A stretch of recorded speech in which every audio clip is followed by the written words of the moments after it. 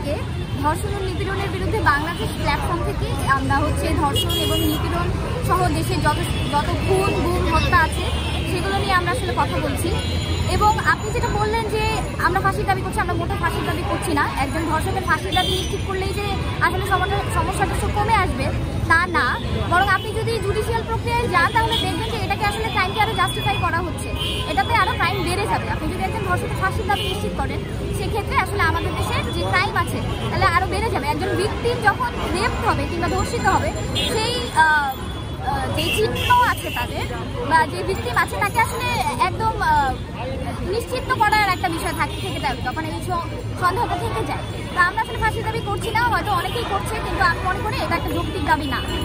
দ্বিতীয়ত আপনি যেটা বলছেন যে ফাঁসি হবে কার, আসলে ঠিক আছে ফাঁসি বা এই মানে ধর্ষকদের নিয়ে যেটা বললেন আপনি, ধর্ষকদের আটক ঠিকই করা হচ্ছে, কিন্তু এই যে ধর্ষক যারা আছে তাদের যে কোনো শাস্তিনিষ্ঠ